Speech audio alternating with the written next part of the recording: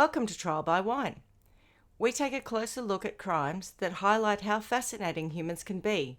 Schmidty, Swanee and Clarkey visit crimes and run them through their jury of three, debating both sides of the case to agree an appropriate, if totally fictitious, sentence. Please be advised, Trial by Wine may include explicit or disturbing content and will include drunken rambling. Listener discretion is advised. All right. How are we? Very well, thank you. Great to see your Wonderful. faces. How are you all? Mm. Yes, some people look a little bit more tanned than others, don't they, Schmidty? And relaxed. Yes. And possibly jet lagged. Tanned and wrinkle-free. Yeah. Really jet lagged. We've had an amazing holiday. Went to Turkey and Greece and did all this crazy stuff. Spent a week on a yacht, for God's sakes. It was amazing. So, awesome holiday. Got a bit of a tan, got very relaxed, and now very jet lagged. So this episode, we're obviously going to have a little bit of wine as we go, plus we're jet lagged. So all kinds of crazy stuff could happen. Built in. So are you going to do what Carla does, that she thinks I don't notice when I'm editing and yawn all the way through? I have to take them out. I'm terrible. That's not dedicated to Trial by Wine. I'm a massive yawner, and I find it very difficult. I'm learning to play bridge at the moment, and if we're participating and things are happening, I'm good. But the moment they start talking to us, God knows how I get through a lecture, I start yawning, and I'm so aware of it. I see like the instructor or teacher look at me, and I think, oh, that's so disrespectful. But I can't stop doing it, so I do apologise. Yawner. It's never bothered me. I just always find it funny when I hear this quiet. Yeah. It's hilarious.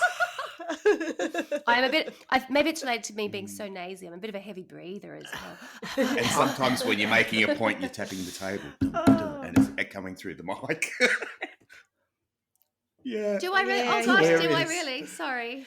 I spent about, I kid you not, 5 hours on the last episode trying to find out how to get rid of your thumps on your table, because there was a lot of that going on, and I worked out it's all in the parametric equalizer, and I was able to take all your low frequency stuff out to minimize that. So anyway, I now know something new. I've learned I would something never new have again. thought that. I've never had crossed my mind. So there you go. Oh, look, Kelly Lane, you were very thumpy with Kelly Lane, but that's all right. I've got it out. I've taken most of it. Thumper. I'm just shocked that you have lectures on bridge. Like, what? Oh no, I've started the a old course. lady club Yes. she's in. Yeah, so I started while you guys were away, I think, and I've just Yeah, you completed the told me beginner's about it, course. yeah. Yep. I've started the beginner's course, and I was kind of dragged kicking and screaming because I kept saying I don't do math. Remember that? Yes. Someone told me it was about math, and I was like, honestly, I'm not your person. I am not your person.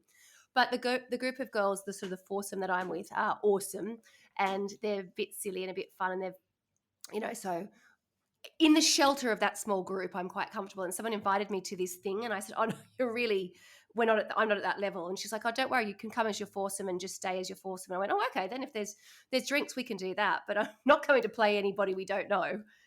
It's early days. Fair enough. Fair enough. Well, the boys have been away for, 5 weeks, chaps? Yes, indeed. And has anything interesting happened for you, Carla, in that period? Other than learning bridge, becoming a bridge master? I don't know.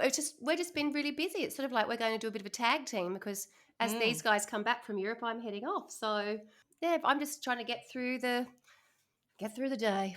Fair enough. No, I don't think so. What about you, Schmidty? Has anything exciting perhaps happened to you? Oh, just Do tell. a little engagement. There's Yay! the ring. Yes. Oh, the rom. Hey. So not long after, I think you guys went, Tony got back from England, because everyone goes to Europe except me this year. And This year is the only point that matters in that conversation. You know, you'll get there. Yeah.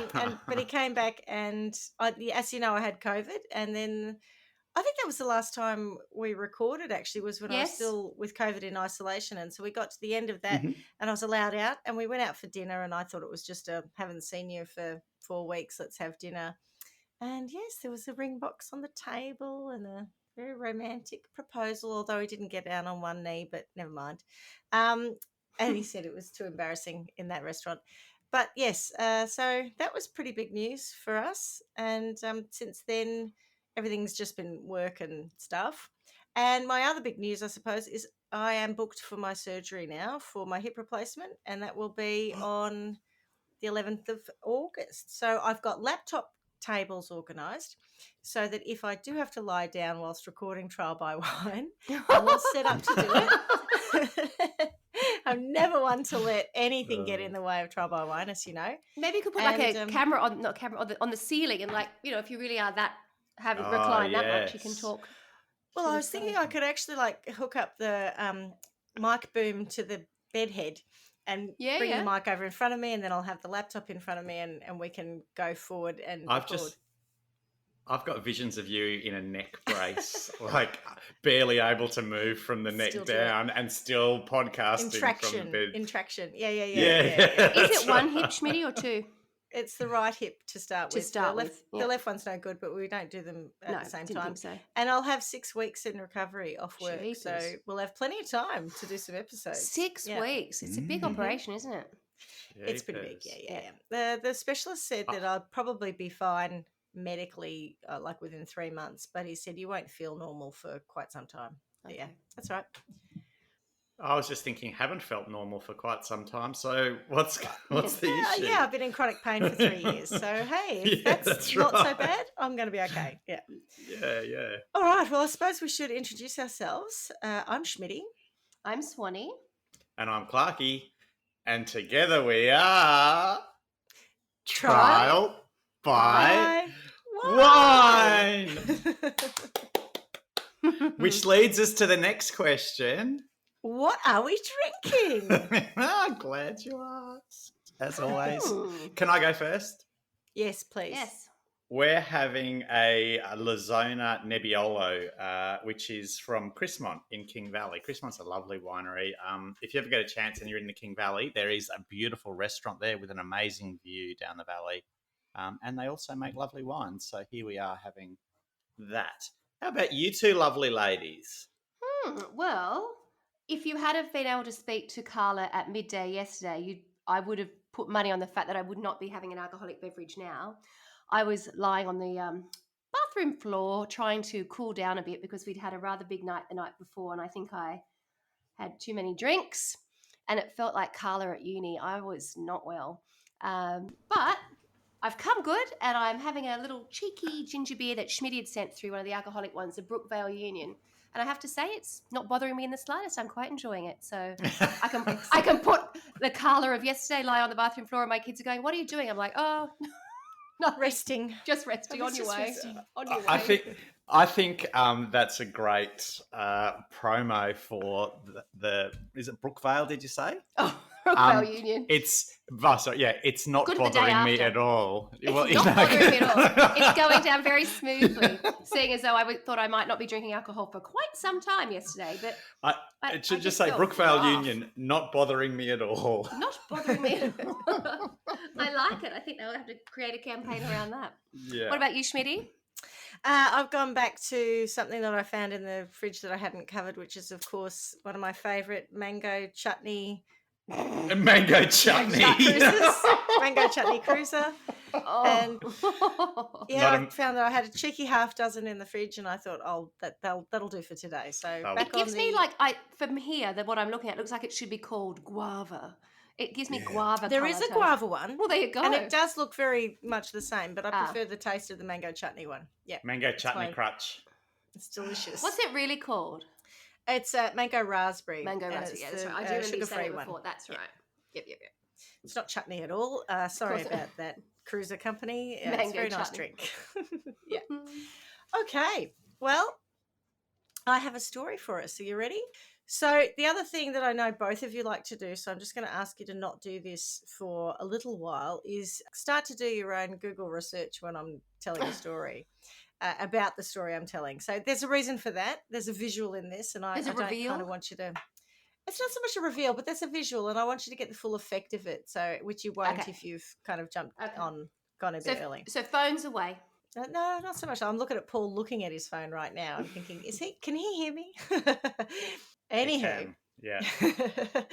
The case I'm going to cover today is very famous, actually, and I had put it in my file a few months ago after reading a bit about it and to be honest, I gave it a real cursory sort of look. And then I spent a bit more time on it while the boys had been gallivanting That's the over word, over Europe, gallivanting. gallivanting all over Europe, whining and dining and having a good old time on a yacht. And as I did look into it a bit more, I found it to be fascinating and disturbing and quite sad. And I ended up quite conflicted on this one. So I'll be interested to see where you guys, get to. Knowing you, Clarky, you'll be like, nope, it's cut and dried. But here we go. So I'm going to talk you through the case of Aileen Wuornos. So Please do. I first heard about Aileen when Charlize Theron won an Oscar for her depiction in the Yeah. film Monster. Yep. And of course, I didn't know anything about Aileen Wuornos or the story. And she did like to be called Lee, and I'm going to call her Lee throughout the rest of the story. But I got the impression that Charlize Theron was basically won an Oscar for being a really, really beautiful woman who made herself look, Not so let's beautiful. say, Mm. well, plain, but in other parlance, rode hard and put away wet. And so I sort of Rode thought, hard and put away wet. Oh my lord! I've never heard that before. That's but very it's- descriptive. What It is is. that? Did you come up with that? no, I didn't know. Did she Very get good. mouldy? That's precisely what you're supposed to get the idea of. It's like, I don't know, something Hard that's life. just not When you been say, oh, cared she's had for. a hard- yeah, Nothing, she's had a hard nothing that's life. been cared for. Yeah, It's a little bit like Nicole Kidman winning an Oscar for the hours, Hours? just because she had a prosthetic nose on. a fat nose or a big I reckon nose. Yeah, the, yeah, the yeah. best bit of acting she did in that was disguising herself as being Nicole Kidman to the point where halfway through the movie, Stuart goes, "Is that Nicole Kidman?" I had no idea. That's Well, if good. you've seen Monster, you wouldn't have any idea that this is Charlize Theron I have either. seen it. Yeah, Yeah, yeah. I haven't seen it, but I know it. Having also spent hours watching the real Aileen, I have to recant my position on it being just because she went from beautiful to ugly is why she won the Oscar. She gave an incredible performance of this woman. She really did. So I've got to say that was a well-earned Oscar. Anyway, Cities But and I will- Charlize, Schmidty is comfortable with the fact that you took home Oscar on that one. I'm not writing to the Academy to No. say that was a travesty and it Yes. needs to be removed from it. No. But that was all I knew about the thing. And I didn't really know the case, but I do now. So I'm going to tell you a bit more about it. So I'm not going to, though, spend a great deal of time on the crimes that she committed. Without sounding unsympathetic, they're actually a bit pedestrian. The crimes are not the interesting part of this story. I know that sounds terrible. Have we but- been It's- doing this for too long? Yeah, it's such a thing that you please. would You say. call that a Smitty. crime? Sorry, Yeah, that's yeah, exactly. Come There was back to no us when need- you've got something.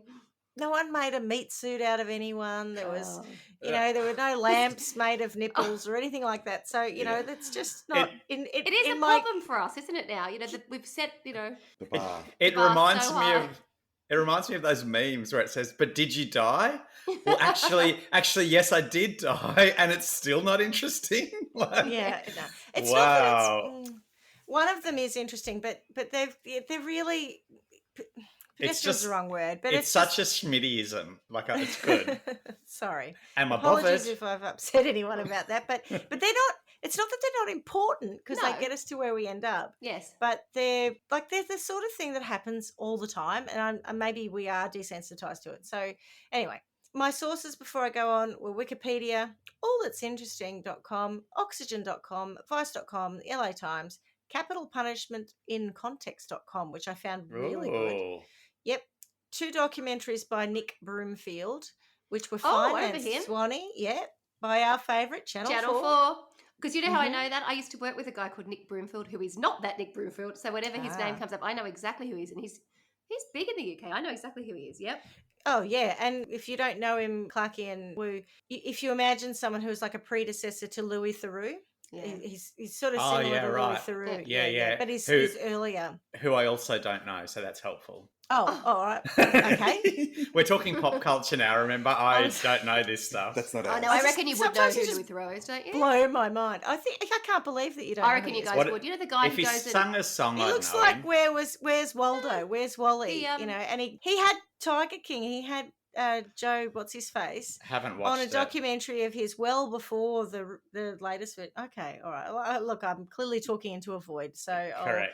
I'll just name A his culture, work. a pop culture void. Yes. His documentaries, which are available on YouTube if you'd like to watch them, are Aileen Wuornos, The Selling of a Serial Killer, and Aileen, Life and Death of a Serial Killer. Also a bit of Lad Bible, but... Oh, Oh, yeah. thank you. Thank you. I just threw it in, but really, mostly what they do is quote Nick Bromfield. So Okay. I went straight to the source on that. And I wouldn't call it a source, but I did watch Monster as well. So who was Lee? Born Eileen Carol Pittman on February the 29th, 1956 in Rochester, Michigan. Lee was the daughter of Diane Wuornos and Leo Dale Pittman.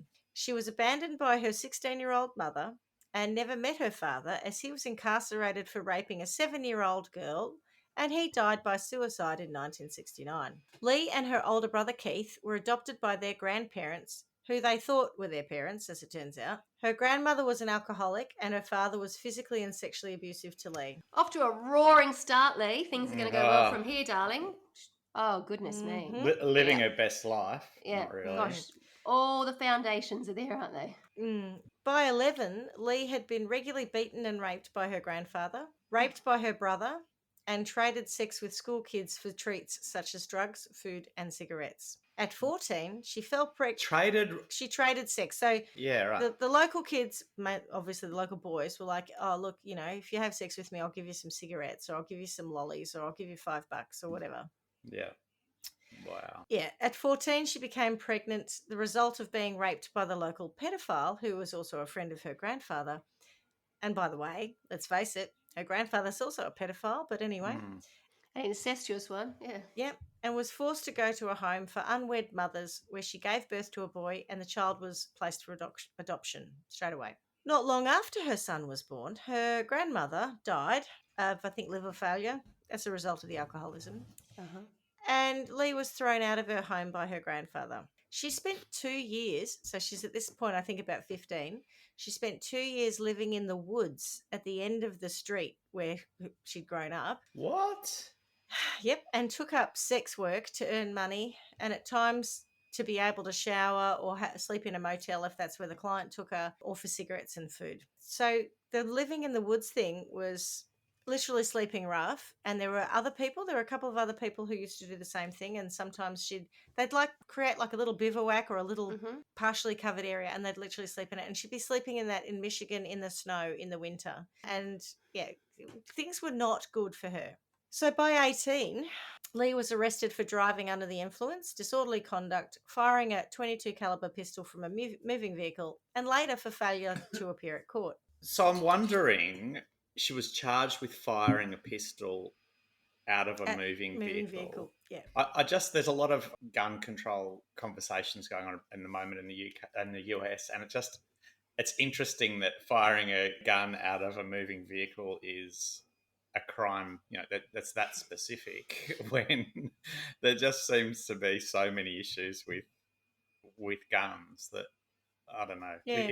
If you fired it from a stationary vehicle, would that be okay? If you Probably not. were moving but not in a vehicle, would that be okay? Like, what?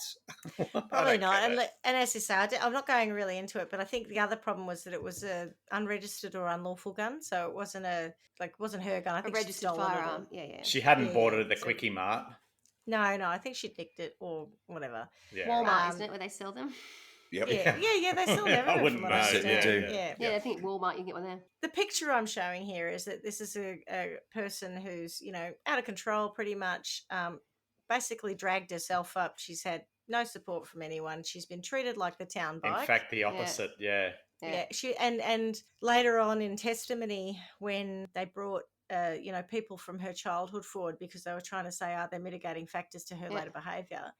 Some of the guys, it was disturbing watching them talk about, oh yeah, no, I had sex with her. I was about 14, and were you going out with her? Well, sort of. Well, I was having sex with her regularly, but when she was around with other kids, what was it like? I told her to go away, and I threw stones at her. So she was literally treated like dirt by people. Yeah. So at age 20, she went to Florida, where she had a very brief opportunity. Yes, and this is like the all-time Florida woman story, but I'm not even there yet, right? Yeah. At age 20, she went to Florida, she's from Michigan, to escape this stuff, and she met a 69-year-old millionaire, Louis Gratz Fell, and they married. And honestly, Wow. this should have been an opportunity for her to, be on Yeah. easy street forever. However, the marriage was annulled very shortly afterwards when Lee got involved in several altercations, and she also hit Fell with his own walking cane, walking case, whatever Walking that is. case. Sorry. I drag a She- suitcase around behind me to help me stay upright. Oh, sorry. What I read about this was, he was one of these people who was at the local yacht club, and he was very influential, very wealthy, and she was actually very pretty at this. Like, I've seen photos of her Yep. at this age, and her teeth could have done with some work, but otherwise she was quite an attractive girl. And apparently she'd go to I'm saying yacht club, but whatever the golf club, whatever the posh people go to. Country club? The country club, and she got a little rough, and after a few drinks she started telling everyone what they could do with themselves, and so We've she all caused, done that. yeah, she caused him some embarrassment. Oh. And so he annulled the marriage, and then she went home to Michigan and then was arrested for brawling in a bar. Are we seeing a pattern here? Oh, Yeah. Hang on, is embarrassment a reason to Oh, no, annul I a think- marriage? I think the hitting him with his walking Oh, cane right. was probably the Right. thing that tipped it over the edge. Yeah. Yeah, I just had the vision of the filling out the paperwork as to why you want your marriage annulled, and Embarrassment. infidelity, Embarrassed at the country crime, club. blah blah blah. Other, tick the other box. Caused me some embarrassment. Yes, Yeah. quite some, but yes. If that were the case, Tony wouldn't have actually even proposed to me in the first Yeah, place. yeah, exactly right. Well, we wouldn't be friends. That's right. So her brother Keith then died at the age of 21 of esophageal cancer. She received $10,000 from his life insurance, which she then used to pay a fine and buy a new car. To pay a then she- fine and buy I a was new gonna car. say, Yes, and buy a new sorry. car, yeah. Wouldn't be able to get much. But then she God. wrecked the car not long after. So this was 80s, so 10 grand was quite a bit in the 80s. Yeah. And then at 22, she attempted to kill herself by shooting herself in the stomach and survived it. And it is reported she attempted to die by suicide 6 times between the ages of 14 and 22. And to be honest, I'm not surprised. She was having a pretty tough time of things. There's a series of other crimes she was arrested for: armed robbery. And of course, that was a big one because she stole 2 packs of cigarettes and $35. Did she get deported for life for that? No, she didn't. Passing forged checks, holding a man at gunpoint to rob him, possession of a stolen weapon, etc. Not completely petty crimes, but low level violence crimes. I think the big issue often involving a firearm and basically just being a bit of a menace, effectively. Do you know if she ever held down a job, or was she? The only job she had, and I'm actually about to go on to say it, which is at this point it's fair to say Lee had no formal education, Yep. had been the victim of sexual abuse, had given birth and had had her child taken away, lost her mother/grandmother, been abandoned by her father/grandfather, and lost her brother. Throughout the period, she continued to work as a sex worker to earn money to survive. So the only work that she actually had was sex work. Yep. Then in 1986, Lee met Tyria Moore at a Daytona Beach gay bar. So she's back in Florida. Yep, she went back to Florida. She liked Florida. She saw Florida as a good place to escape all of the horrible things of her youth. I think a lot of people do. Yeah. So they moved in together, and this was the first same-sex relationship Lee had had, and she fell deeply in love with Tyria, whom she supported with her earnings as a sex worker. And I think, when we think about all the things that I've just described about Lee's life, she hadn't been loved by anyone. I think her brother liked her, was fond of her, but he also, from Suffered. most reports, had been sexually abusive towards her. I say rape because basically when she was 11, you can't call it anything else. You can't say that she consented to that. Yep. But I just think he was probably also a victim himself. And so she did have a great deal of care for her brother Keith. And she actually, I believe, was very fond of her grandmother as well. But she had nothing else. Like, she had no other kind of person to love her. So her version of love would have been the scraps she received. And then she meets this Tyria who is lovely to her and, thinks she's all right. And she really forms this incredibly strong bond with her. They were together for 5 years, and there are a few other reports of assault and battery, bar fights and stuff, and a fight with a bus driver. So Lee hadn't settled down in terms of her sometimes violent response to situations. In 1989, things changed. Over the course of 12 months, the bodies of 6 men were found shot to death and abandoned in the woods in Florida near the I-75. A 7th man went missing at this time, and his body has never been found. They'd all been robbed and their cars had been stolen. In November, actually one car wasn't, but anyway, pedestrian, moving on. In November 1989, the body of Richard Mallory was discovered several miles from his abandoned car. He'd been shot several times. And I say several because in one account I heard 6, in another I heard 3. Like I couldn't work out how many times with that one. In May 1990, David Spears, 43, was found stripped naked and shot 6 times. 5 days later, Charles Cascadon, 40, was found shot 9 times. On June 30th, 1990, 65-year-old Peter Seams disappeared and the body was never found. So that's the one I referenced before. August the 4th, 1990, the body of Troy Burris, 40, was found. He'd been shot twice. September 11, 1990, Charles Humphreys, 56, was found shot 6 times in the head and torso. And on November 19, 1990, Walter Antonio, aged 62, was found nearly fully naked, shot 4 times.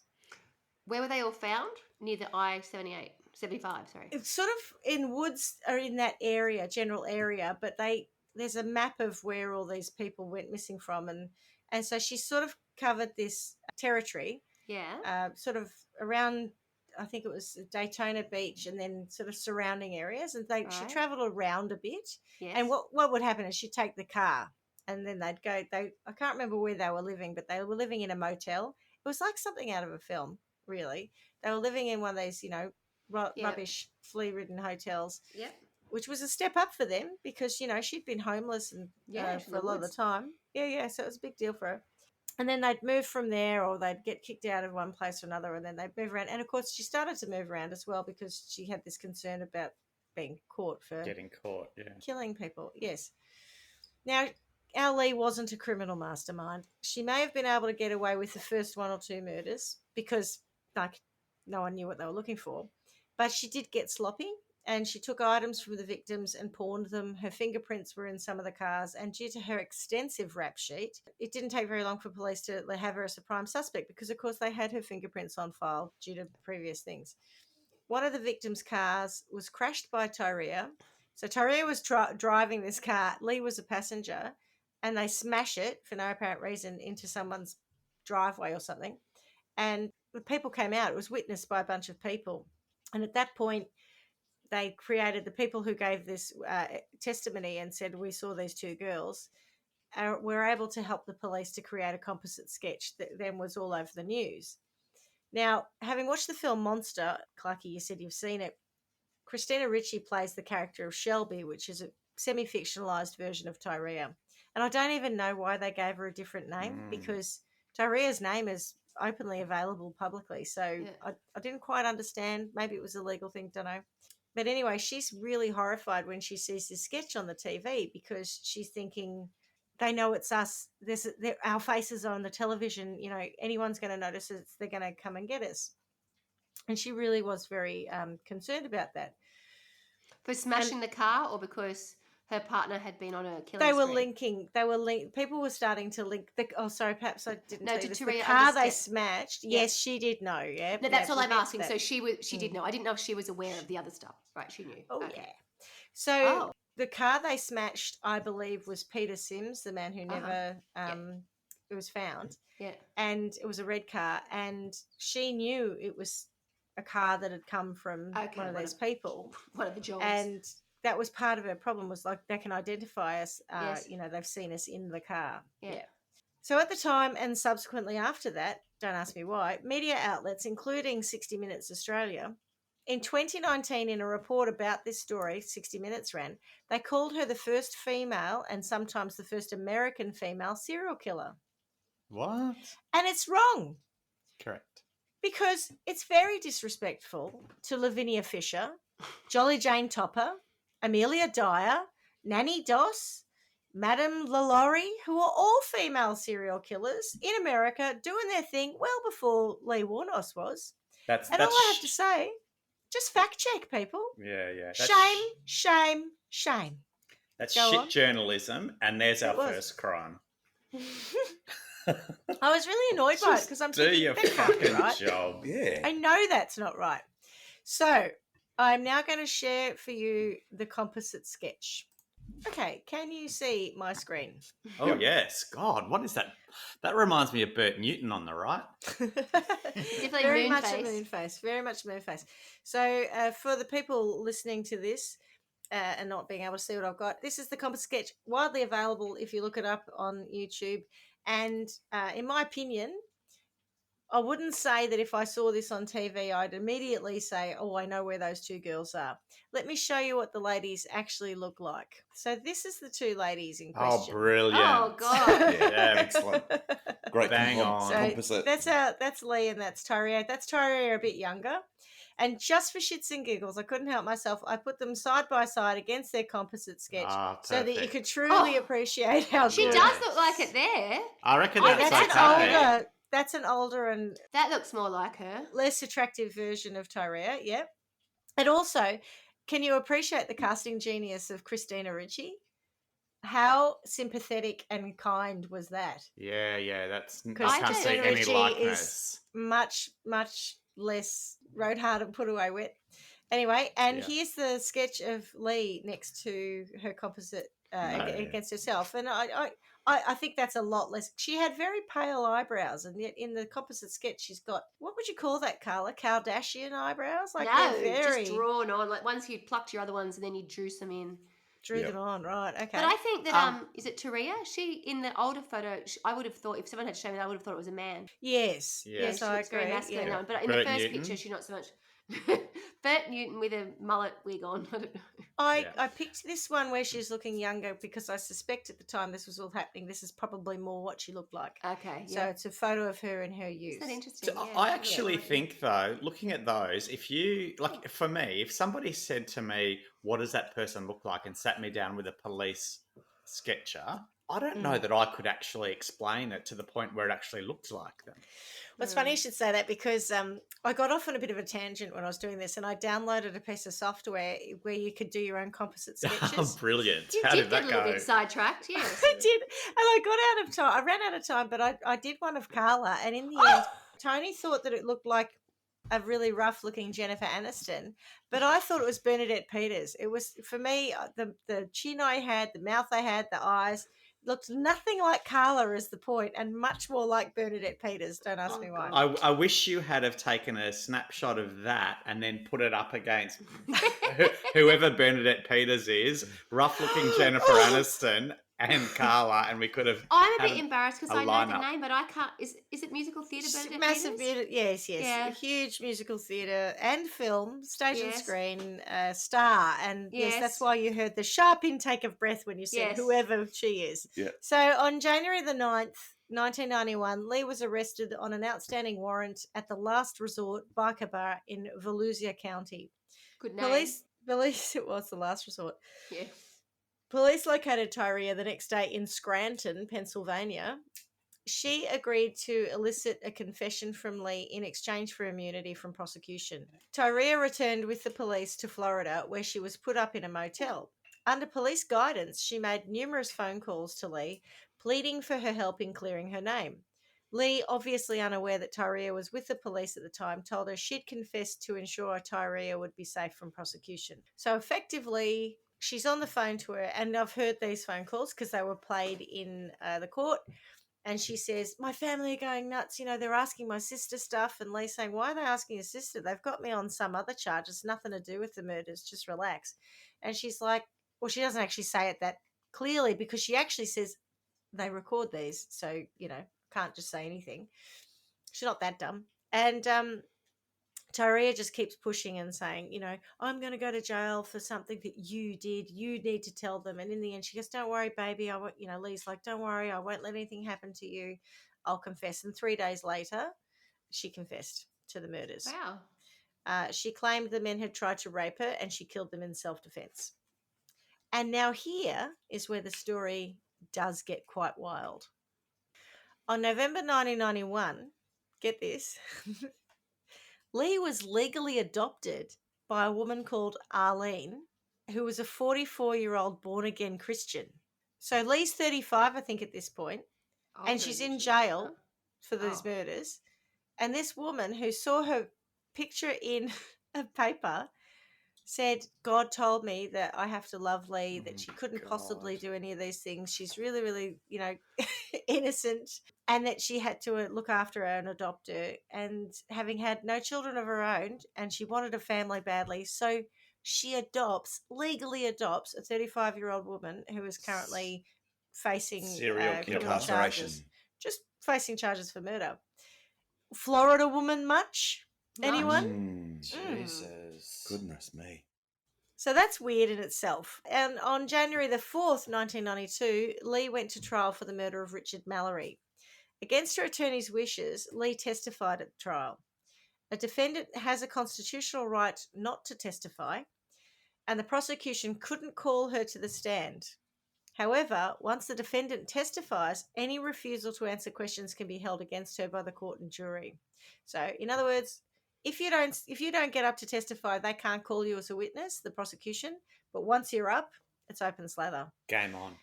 Yeah. Game on, Mole. During her testimony, and this is really important, so focus.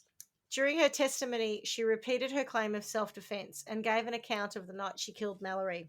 She alleged he tied her up, brutally beat and raped her, both anally and vaginally, poured rubbing alcohol in her anus, vagina, and nose, and threatened to kill her. Fighting for her life, she grabbed her gun and shot him in self-defense. During cross-examination, she became agitated and angry because they were questioning whether that's true, and her attorneys repeatedly advised her not to answer questions, and she invoked the Fifth Amendment right against self-incrimination 25 times. And she was the only defence witness.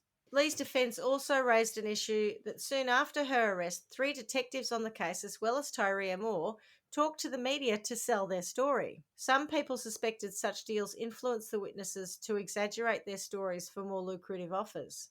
The defence argued Lee's statements in the videotape confession were obtained involuntarily and in violation of her right to due process, despite the fact she was advised of her Miranda rights and provided with a public defender who advised her not to make any lengthy statements. Law enforcement's exploitation of her relationship with Moore in obtaining the confession so impaired her mental state and level of functioning that she didn't have a rational understanding of her rights and the advice of counsel. The trial court rejected this argument and denied the defence motion to suppress the videotaped confession.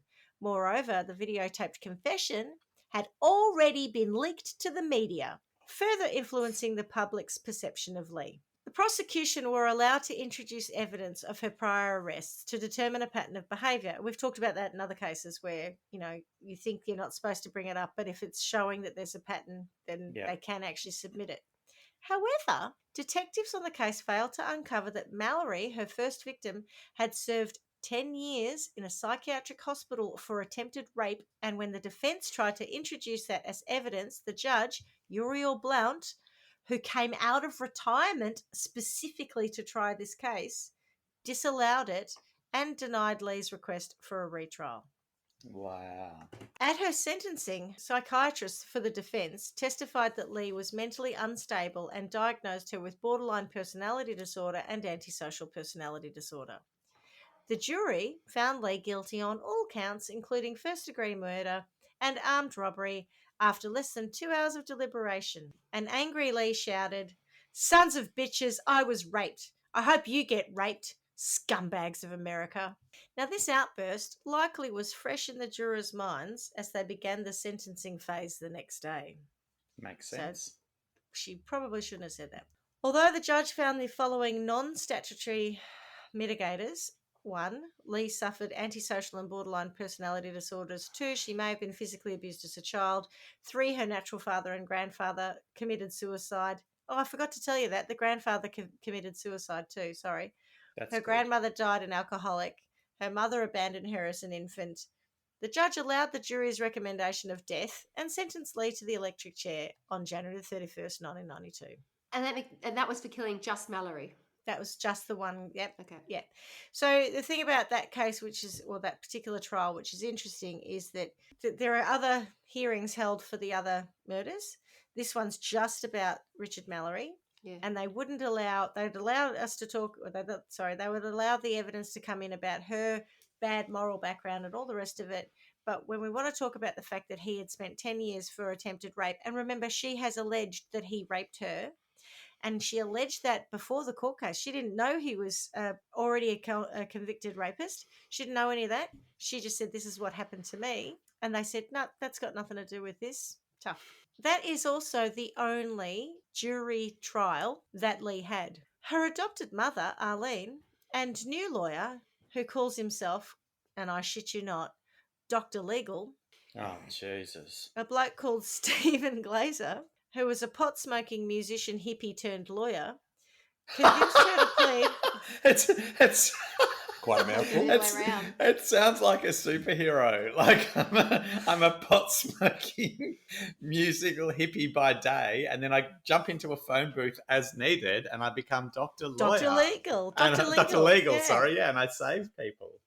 Oh, he doesn't save Wow. anyone. I'll get on to the Nick Broomfield bit in a minute, but this is when it all went a bit pear-shaped for me, because I started to watch this. A lot of this comes from the Aileen Wuornos Selling a Serial Killer, Mm-hmm. and it's about the negotiations that take place between this Aileen Wuornos, not Aileen and Stephen Glazer around interview fees to be telling their story in this documentary. And Nick Broomfield says, we don't pay fees, and they're demanding $25,000, to help good old Steve out, because, he's just doing all this for nothing, and he's just trying to help Lee. Lee's aware of that, and she's sort of okay about it, but at the same time, she's in a prison, so, she's getting all of her information from this allegedly mother who loves her and Steve. It opens, there's a scene when he first meets this guy, and I was so confused. I was watching YouTube, and I thought, oh, someone's cut some other video in here. None of this makes sense, because we see this guy who, if I were to cast him in a new film about Stephen Glazer, I would pick Seth Rogen with a really big beard. So there's this overweight kind of Seth Rogen-like character. With a really Kind big of beard. likeable. Yeah, kind of likeable, affable, chubby bloke, And he's sitting on a porch of this house, and next to him, he's got a Frankenstein monster. And Jesus. I can't remember what this thing's called, but the camera is looking at this, and I'm like, what? I was so confused. Like, what am I looking at? And it pans back, and he goes, oh, yeah, I made this thing with my own hands. With my own hands. He actually does that. And he's talking about how when his dog died or ran off, he made this monster to keep drug addicts and people away from his house, because he lived in a teepee with that monster for 2 years, and then he finally got a home.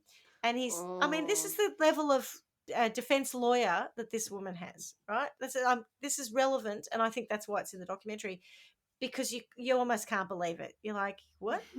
Okay. Aileen and Dr. Legal convince Lee to plead no contest. Legal. I I know. know. I keep thinking of Mr. Wendell. You know that song? Yeah. Dr. No. Wendell. Dr. Oh God, I haven't heard that in a long time. Yeah. Legal, yeah.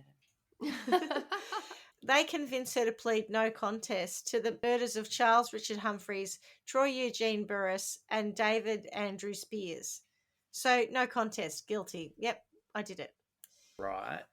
What Lee didn't know that Aileen was receiving money for giving those interviews, including the one with Nick Broomfield, and he allegedly paid her $10,000. Part of the money went to Dr. Legal. Chief Assistant Public Defender Tricia Jenkins, whose office handled Lee's Volusia County trial, accused Glazer of mishandling Lee's subsequent cases and appeals. Jenkins testified that Glazer never picked up the discovery files from the case, even as he prepared the next case in Marion County. Instead, he filed a notice that he was taking over the case and a motion to change her original not guilty plea to no contest on the same day. He told me he was taking the case because he needed the media exposure, Jenkins said. Fucking hell. Yep. So going back to Nick Broomfield, who I've talked about a little bit, he interviewed Dr. Legal. Did he pay? He did. There was this whole a rather amusing negotiation where Dr. Legal's sort of trying to not say, look, you have to pay this amount of money, but he's clearly saying it needs to be this amount. And he's like, at the end, Nick's like, so who do I give the money to? Do I give the money to you? Do I give it to you? And it's on camera. All of it's caught, right? So you see that this negotiation goes down. Nick interviews Dr. Legal, and Lee had at this point started to tell some inconsistent stories about the killings. She claimed initially that all 7 men had raped her while she was working as a sex worker, but later recanted the claim of self-defense, saying robbery and a desire to leave no witnesses was the main reason she killed them. But this is the bit where I get the most conflicted. So in the first film, and I can't remember which one it's in, first or second film, she's adamant the whole way through that these men had signaled whether they'd attacked her or they had signaled that they were going to. There was something she found aggressive or frightening in their behavior, and that's why she shot them. That's her defense the whole way through. And she says, they say that because of the number of them, it couldn't be self-defense, because how could it be self-defense for 7 different people? Mm-hmm. The reality is sex work is dangerous, and women get beaten and attacked in the field of sex work all the time. So, and I'm not saying that the 6 men post Mallory did do anything to her other than frighten her, but I don't think that you could ignore it. If she tells the truth about that first one and he brutally rapes her in the way she describes it in her testimony in court, and it is awful, then you can imagine she would have had PTSD going back out and being in these situations. So anything that looked a bit the same could have triggered a violent reaction from her. We've already seen from her previous behaviour that she has a tendency to go fly off the handle a little bit anyway, with her bar brawling and all the rest of it. I'm not justifying it, but I'm saying you can imagine how this went down. Anyway, the bit that upset me was she'd been going through, so she's now on death row. He goes in to see her, and the camera's rolling, and I don't know if you've seen, I can't remember what it's called, the one with Robert Durst in it, who was also a serial killer. He gets caught out. He basically accidentally confesses to murder because he thinks he's off the mark, and it gets picked up. But the same thing sort of happens here, in that she's saying, Nick comes in and she says, oh, look, I don't want to go to the execution chamber with a conscience carrying the fact that I've lied. So I want to come clean with you. And he says, what are you talking about? And she says, look, I've said all along it's self-defense. It wasn't self-defense. I just killed these guys. And he goes, what are you talking about? And she says something like, I was doing the lying biz. I was just lying. I just made up a really good story, but I'm not going to get off. Less than 1% of people on death row ever get pardoned or get off it. It's not going to happen for me. So I may as well just be truthful and tell you that I just robbed these guys. There was nothing more to it, and I killed them so that they wouldn't be able to identify me. And you can see he's like not buying it, because he spent a long time interviewing her and other people and doing this first documentary and really building the story. And he's like, sorry, can you say it again? And they turn the camera and they tell her that the camera is no longer filming. And the cameraman moves away a bit, but they are still filming. And so they're not directly in her face. So to her, she thinks it's all turned off. But you hear this whole conversation. And then Nick says, look, the camera's not rolling now. I just need to ask, is it self-defense? Was it self-defense? Just almost between us, it was kind of, he doesn't quite say that, but he infers that. And she says, yeah, it was self-defense, 100%. But no one's going to believe me. And I cannot do life in jail. I cannot live this way. I don't want anything to come in the way of me getting an execution warrant. I want them to kill me. I want to die. I want this to be over. Which I found really upsetting when I listened to that. Yeah. Whew, okay. And throughout the whole process earlier on as well, when he's asked Steve why he said go no contest, when he took over the case, Lee apparently had said to him then, look, I did it. I deserve the death penalty. Just, let them kill me. And he took that at face value and said, oh, okay. And that's part of the reason that he went no contest on the other 6 cases. And Nick Broomfield and some others have later said that Steve was nice enough, but his evident lack of experience led to him take that at face value. and thought, yep, she's okay with it, so I won't do any work around trying to defend her because it's not He's what a she shit wants. doctor. He's a shit doctor for sure. So the relationship between Lee and Aileen, her new adoptive mother, strangely was not to last.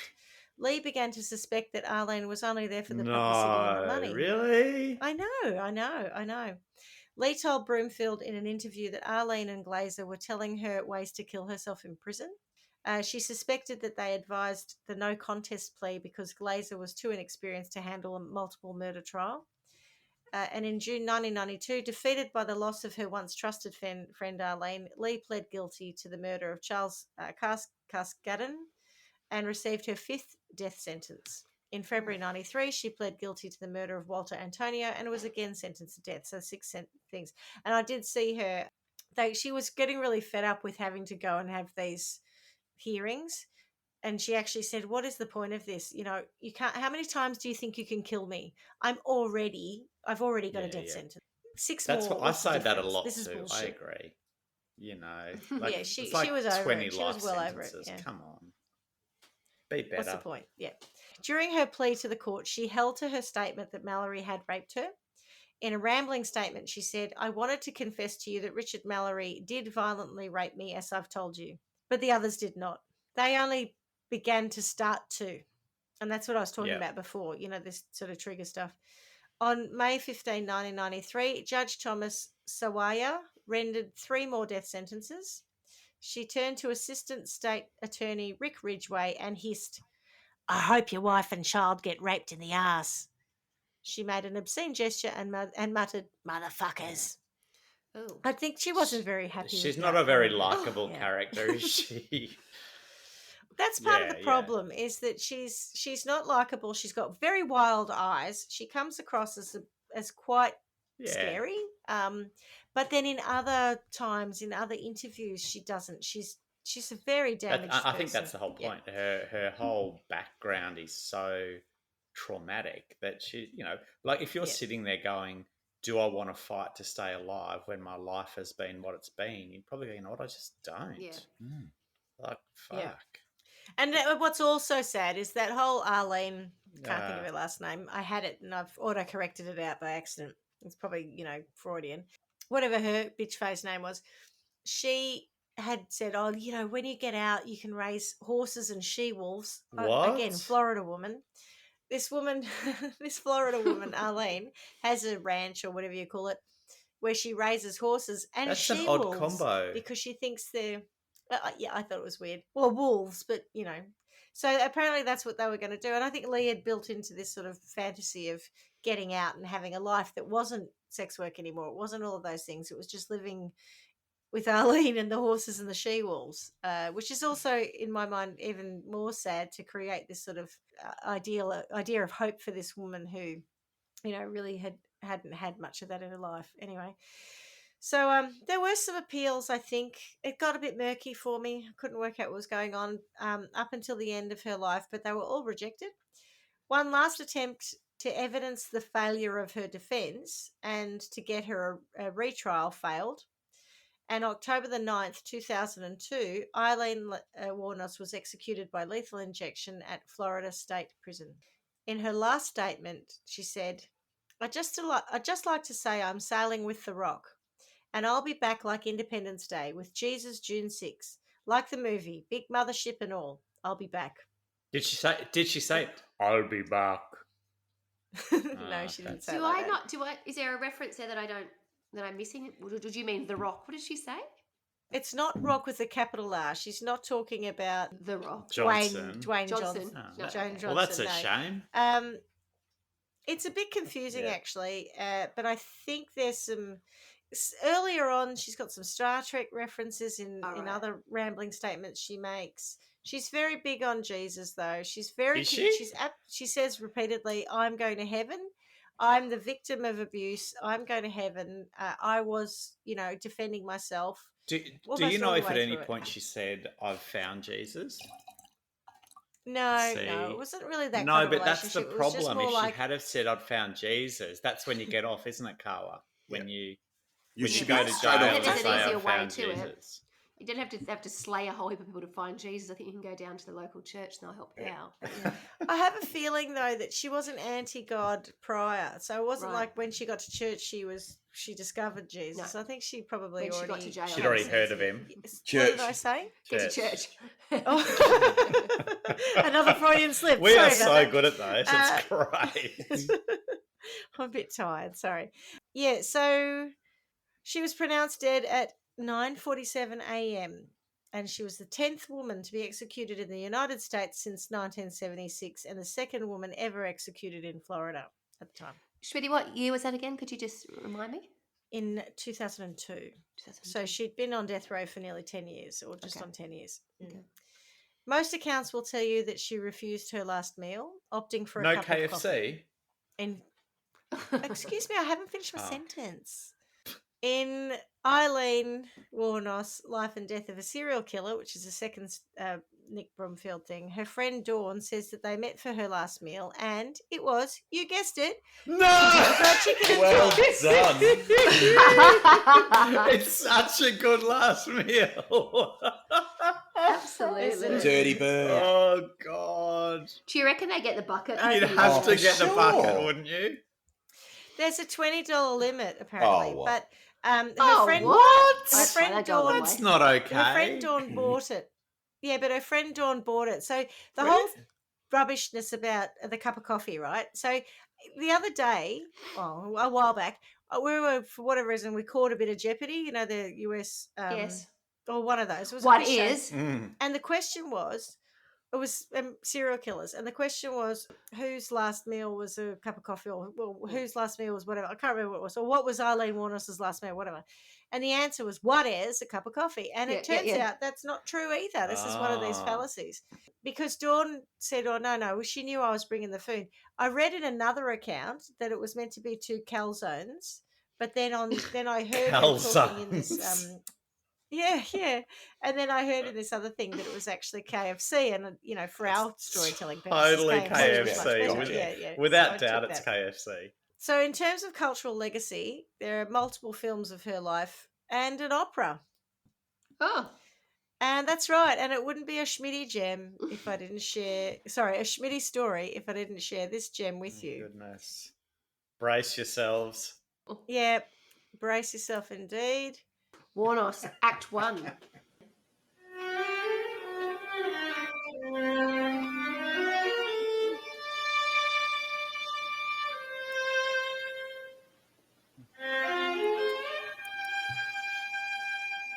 It's got a real Wozzeck feel about it for me. Dramatic. I mean, musically it's all right. It's nice. It reminds me of sort of Schoenberg. It has no relationship to the Berg. story. No, it does. It's about her life. I'll Not go a- forward because obviously that's all the... Hang on, we'll get to the weird stuff. They don't play that music while you're being raped. Okay, here we go. Can anyone tell me what's happening here? Because I have no idea. Oh, that's the shower scene.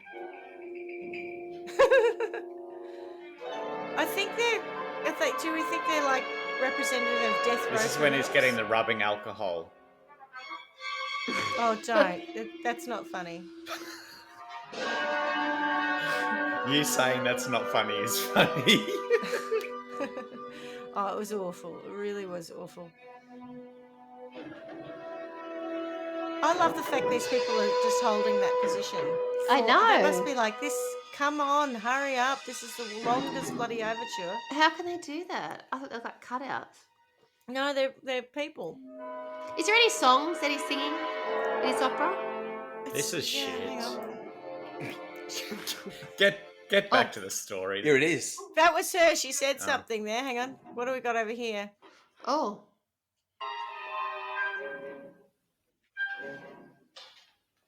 Okay, It's so I worse don't than think it O does get any industry better and than that. beaches. Were It's there any not- comments underneath it? And that's exactly what I was... You people keep jumping ahead on my Sorry, brilliant darling. comedic timing here. Oh. The one comment on this sums it up beautifully. What is this? Yeah. Yeah. Well done, Thunder. From Thunder Good on 3 you, years ago. Thunder. Yeah. All right. So that's the opera. Okay. So now other bits to tell you. What I will say is obviously Tyria took a plea bargain or had immunity because she completely cooperated and helped to get Aileen to confess to the murders. There is some evidence that she was at the place where that man disappeared from. So it is possible she was actually involved in some of the deaths, but we don't know for sure. And certainly Aileen never said a word about her being involved. In fact, always said she wasn't. But we know that she wanted to protect her lover.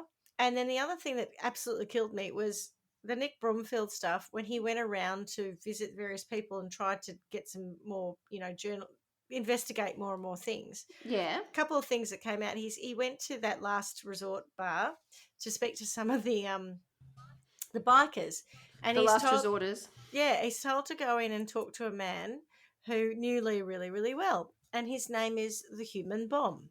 That's not And his he name. was performing. Oh. He was performing, right? His name's probably Doug The performance Matthews or was- something. No idea. The performance, though, was him with a sheet in front of him. And Tony has explained to me that there was a reason there's this sheet there. Sheet in front of him. He's lying on what could be a couple of milk carton crate type things. And someone sets off a small bomb very close to him. And he is blown about 2 or 3 meters back. And that's his performance, the Human Bomb. Oh. And it's What just a like, load what of Have I the- just tuned into shit. another episode? This Oh. is What? Exactly. What? I'm What are we watching talking about? This guy who is supposed to be a person who knew Lee really, really well Yes. is on this documentary, and all you see of him is him getting himself blown up and blown away.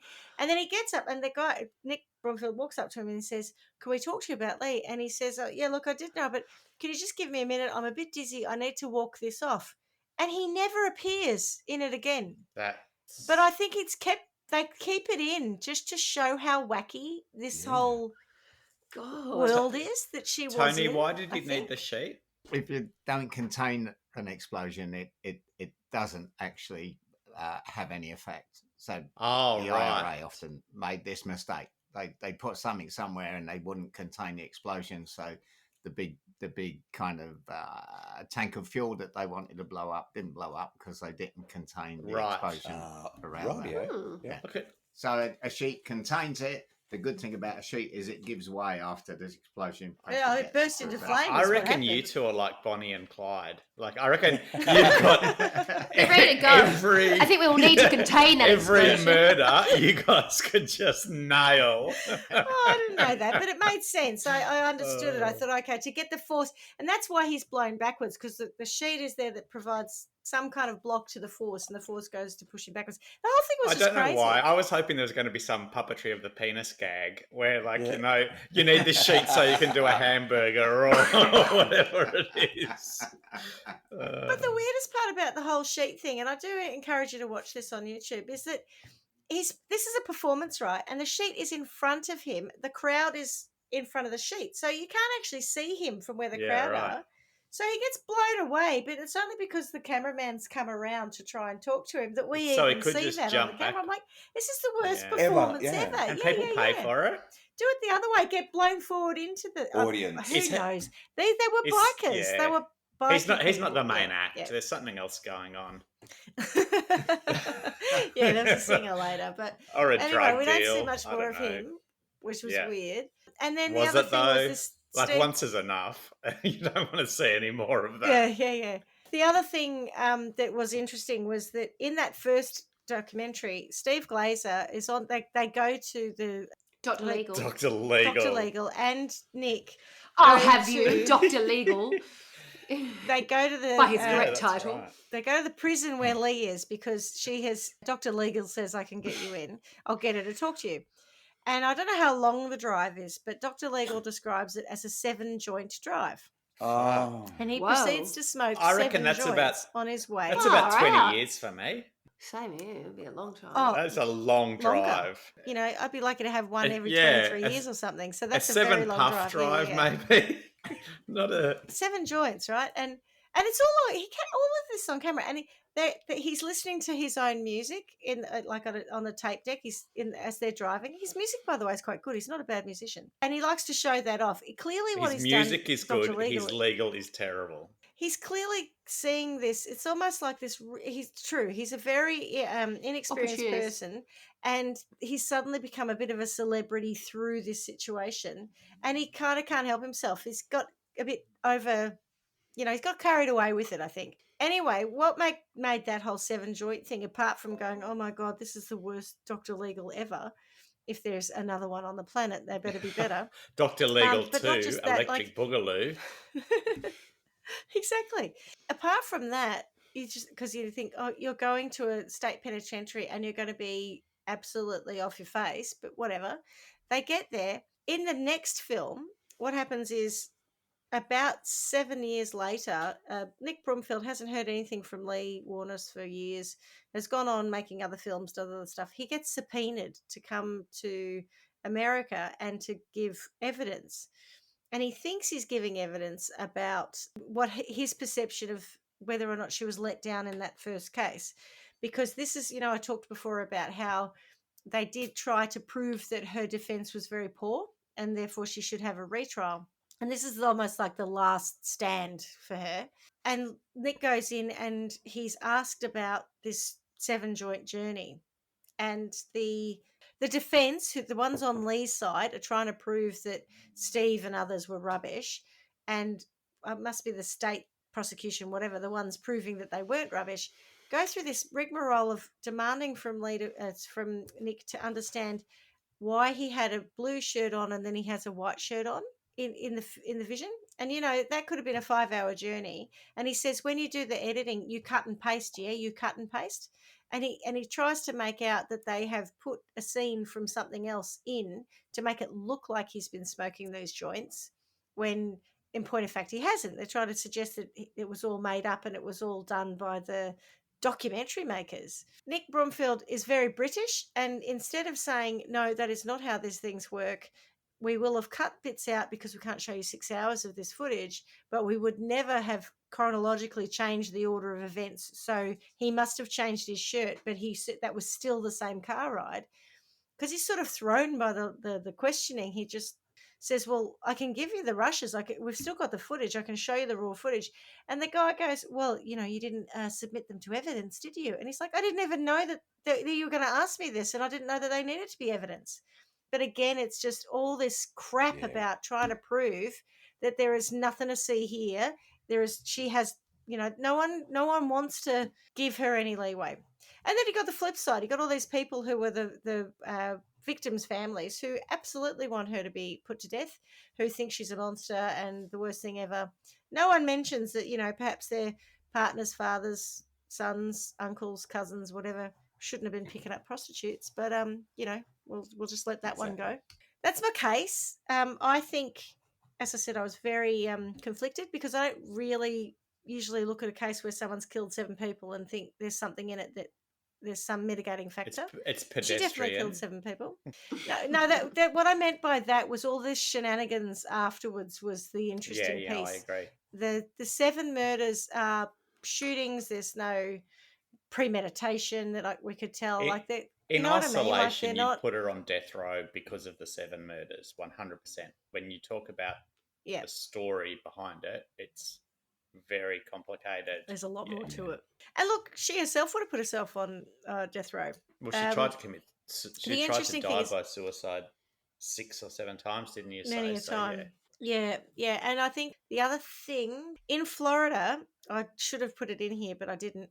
You don't automatically get the death penalty for a single murder. Ah, right. There are a series of criteria. So you could kill someone in Florida and not necessarily get the death penalty. There are a series of criteria, of which killing more than one person and involving robbery, aggravated robbery, that's what turns it into So had she not stolen the car, she might not have got the death penalty. In a world where there is some justice, if she had truly been raped in the way that she described by Richard Mallory, if she had killed him in self-defense and gone to the police at that point in time, she may have ended up doing time. She may she probably wouldn't have got the death penalty. But it's very hard to say because she had all these priors and people saw her like trash. Yeah, so it's a really tough one in a lot of ways. Although I think there are a lot of people that you can go to town on around the case. I personally don't want to sentence her any further than, I don't see. I see her as a victim as much as other people. I feel like as much as her I feel victims. like the 20-odd years that she had before she started killing people was worse than any punishment you could give her. Exactly. Yeah. And I'm kind of torn, right? Because I think, I can see a world where if she had have come out and said, you know what, I killed these men as almost revenge killings for the way that men have treated me to this point, you'd almost go, I can understand that, and I can be a little bit empathetic towards that. I don't doubt that the first one was rape, hearing what you've said. Neither do I. I think that would have, even as a sex worker, Why would she have done 16 years of that work and not killed anyone and then suddenly start killing people? I could imagine that there'd be something that would trigger that, so I think I know what it was. It was the rubbing alcohol. See, I think that would that's trigger the me. bit where I go. That was fucking. That's just fucking. It mean. is. So as a sex worker, you expect to have sex with people and probably do some kinky shit and get paid for it, right? And so that's the normal transaction, I assume. I don't think you expect rubbing alcohol and all those other things. And it sounds like that was kind of a sex worker day in the life that went wrong.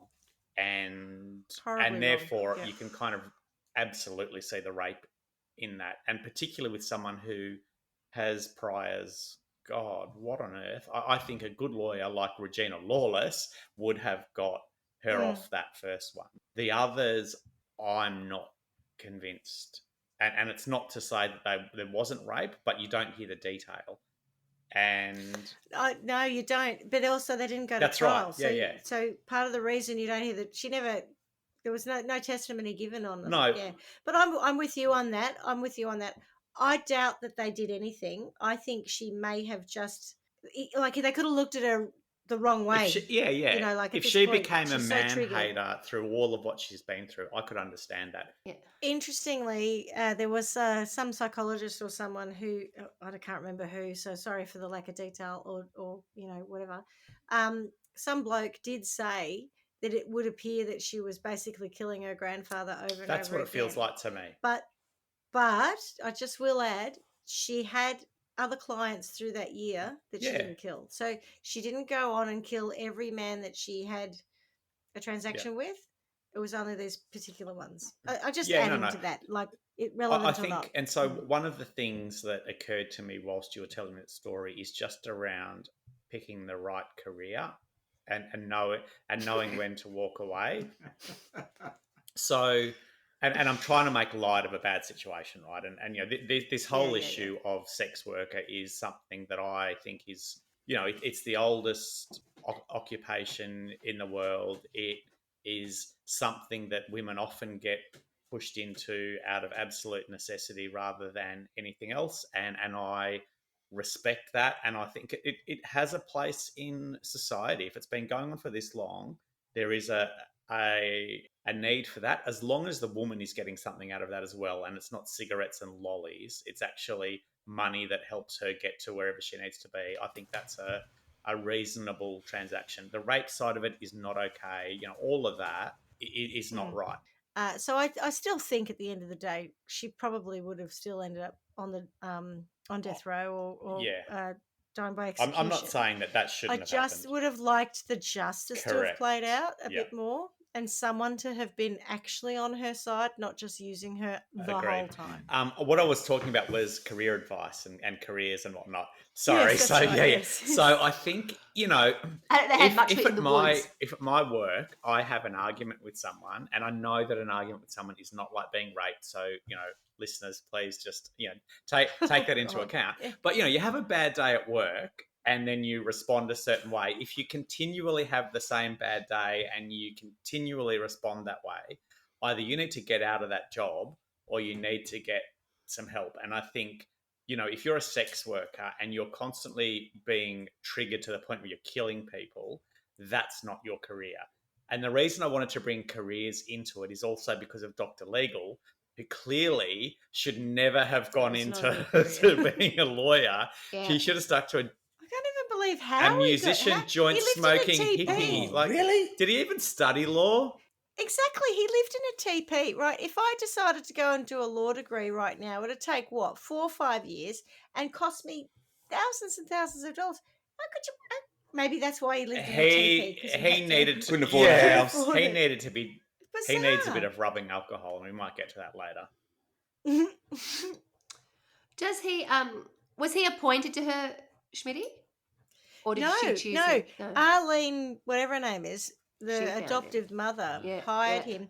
And what also I found offensive in it was they started to refer to him as not just her lawyer, but her agent. Oh, And Arlene was like, "You'll have to talk to Steve. He's sort of my agent," and it was just so gross. It was so gross. And then he goes in and he sees Lee and she's in prison and she's sort of kind of half oblivious, but then she's like, "Did you speak to them? Did they get the money?" And he's like, "Yeah, they seem to only be interested in the money." And then she's a bit like, "Yeah, I think that's all they want." It's so it's just a awful. story of Anyway. someone who's been abused to the point where they're just a shell, and maybe sometimes they want to get revenge, and other times they just want to die. Like I just imagine her life. I think the killing bit. I think that notion of killing her grandfather over and over. I think there might have Maybe. been time, and I'm not saying that in a judgmental way. I actually could imagine why you would just go, you know what, mate, I'm having a bad day today, and you remind me of someone, and fuck me, you're dead. Like I could actually imagine that happening for someone like her. Yeah, I will say, because you have seen the film, don't take the film to heart. There's a lot of fictionalization in the course. film and the Yeah, storytelling. no. But I just think in a world where you've been. How do they paint her? Sorry, they paint her. Do they? They tell more about those other 6 victims than is actually available. Is there any focus on her, or just a nod to her upbringing, or is it what sort of? We how don't do know they anything about the upbringing. It's called in the Monster film. for a reason. Oh, really? Okay. I guess I would Yeah. say. Well, yes. Oh, It's interesting because I wouldn't say it was wholly unsympathetic. No, I to her. agree. yeah. It depicts that she is raped, Okay. and it is one of the most horrendous things I've seen in a long time. It is very, very violent the way, and I think it's different to how she described it in her own testimony. But I think they did that to make the point, to get across how brutal it was. Because I think sometimes if you see in the film, she's lying on what looks like across the front seat of a car, with her Yeah. bare behind facing the passenger side door. She's tied up, and he comes up behind her, and it's not it's not going to be super sexually explicit because of the nature of the film. So if we were to try to understand as the viewers what was happening, it would be Yeah. difficult, and I don't want to sound crass, to understand whereabouts he'd positioned himself in that whole thing. So in the film, he appears to be raping her with a wheelbarrow, Oh, Jesus. which she didn't say that happened, but not in the testimony I saw. But I think the whole point of that, from the filmmaker's perspective, was to have that reaction, right? To have us as the viewers go, "My God, that is the worst thing I've ever seen," and then he pulls out a big liter bottle of rubbing alcohol or something and pours it on her, and she screams like nothing on earth because it's so painful. And he says things which also Lee Wuornos herself said in testimony, which was, "Go on, scream. I like it when they scream. I'll kill you like I killed the others." So she does speak as though he has attacked other people and killed others. And I will say, as far as I can tell, no investigation has ever taken place as to whether or not that man had done anything in that time period. And I had a little look at missing women for the time period in 1988, which is when he would have been active. That's when that attack is said to have taken place. And there are 2 women from Florida of the same area who were missing and never discovered after that. Not saying they're connected, but it just made me wonder, did anyone ever follow up around him? whether he actually had done other stuff, whether or not he was, like we all know he was dead, but is there other stuff that they could have investigated? But they just went, She's a sex worker. Don't care. Yeah. That's the sad part. He's the victim in this. Schmidty, I know we weren't allowed to Google, but I'm allowed to look now. Oh, go ahead. Yeah, it was And just my the question sketches. is is in relation to how quickly the movie came out. So the movie was being made. Did she get to interview? Did they meet Charlize and No, they didn't meet, Lee? but Charlize contacted, and the production company contacted the agent? No, they contacted Dr. Legal. Dawn. Dawn, Dr. who was Legal. a very close friend, Yes. school friend of a childhood KFC friend. Dawn. Yep. Yep. And Lee knew that this film was happening, Okay. and Lee gave permission for Dawn to share her letters to Charlize. Okay. And Dawn and Lee wrote to each other almost every day while she was in prison. And so there's this huge amount. And Lee did all these beautiful ink drawings that when you put them up in the light, you can see them. Like, she had a little bit of an artistic capability. Yes. And Dawn shows some of this in the documentaries.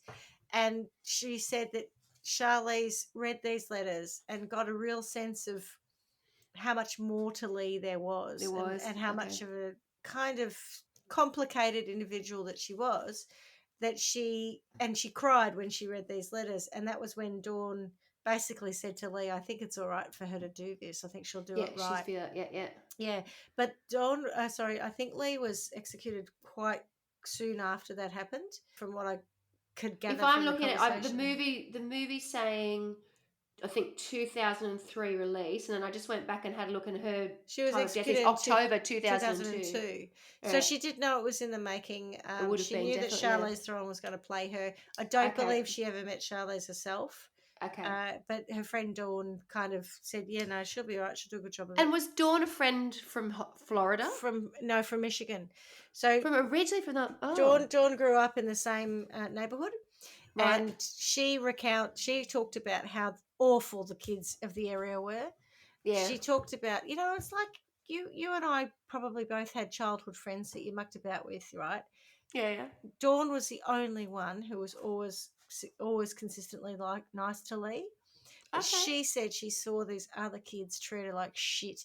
And there was, as I was saying much earlier, there was a guy in the testimony where they were trying to show that she'd had these mitigating factors in her childhood. And he said, and the look on his face was like, it was really weird, because he was talking about how, when we were kids, we had sex with her, and I went in there and she was having sex. They went into like a fort, or he described it like they went to some place where the kids had a fort or something, and he went in where they'd all have sex. Yeah, she was having sex with her brother, Keith. Yeah. Or some kind of sexual interaction with him. And she was about this, like 11 or 12 at this point in time. And this boy's like, oh, can I have a go? And this sort of continued. And they said, but were you in a relationship? And he said, oh, she thought that I was her boyfriend, but I was just having sex with her when I saw her. And they said, well, what was it like when the other kids were around? And he said, I told her to go away. I threw rocks at her to get her to go away. And the look on this man's face, he wasn't proud. No. Oh, no, he wasn't proud. He, as an adult, he was like, oh, I mean, I'm telling the truth because I'm under oath, but this is really distasteful part of my growing up. Yeah. But he didn't say, and I'm really sorry for all of that, but you could see it in his face. He was just so uncomfortable with what he had to say about how they had collectively treated this girl. Non-committal. Yeah. Thank goodness for Dawn. Dawn was a great mate, and That's Dawn great. said, oh, you'll enjoy this. Oh, there's a couple of other things. Dawn said, and quote, we had no gay when we were growing up. Gay wasn't a thing. Yeah. So How very dare they? Because when she went to Florida, and then she met Tyree. She got the gay. Yeah. She caught the gay. Oh, my yeah, God. Yeah. And Dawn's like, oh, that never happened. We didn't even talk about it. There were no gays at my school. She literally says this. And Nick Bromfield. No, brothers and sisters were just banging each other. Yeah, exactly. Exactly. All above board. Your granddad, totally who's not your dad, who's your pedophilia and granddad. incest. We had Yeah, that. that's all right, but they're not. It's not gay. Yeah, That's gross. yeah, that's distasteful. I did laugh because Nick Bromfield, she says, and I think this was made in 92 or something, and she's saying it's only recently it's become a thing, this gay thing. And then she said, she goes to him, the modern Fact times. check that. She says, did you know any gays at school? And he goes, I went to a public boys' school in God. the UK. Of Yeah. course they were all Yeah, gay. God. Oh, jeez, I laughed because, oh, yeah, there would have been gays at my school for Yeah, sure. yeah. I thought it was really funny. So, what do we think about this? I mean, it's a conundrum, not a conundrum. You know what I mean? It's just complicated. Mm. Yeah, what do we think? Carla, do you want to go? Would you like to go first? Oh, not really. Not really. I don't know. I mean, you've done what you set out to do, Schmidty, which was plant enough doubt in our minds that we would. She wasn't a monster. Yeah, and Was she not? I don't think that she was. I think she She's a bit started mad. to, but She was a bit mad, right. I'd say. I mean, the reality is she's a murderer, sign that's of- for sure. She showed signs of madness. That's all. Yeah, she wasn't quite right, but I don't think that's why she killed people. So I think I'm going to go with a whole lot of it's like a bit of bipolar, right? So the upbringing she had was horrendous, and I don't know how she would have survived that. I don't know how she got to where she was, but I think because of that they did create a monster.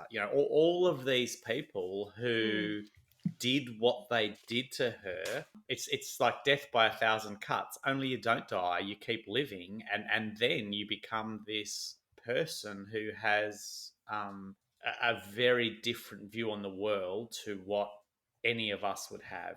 And so I think absolutely the first bloke raped her, and he just sounds like a fuck. But for her, that would have been rape number 150 billion or whatever.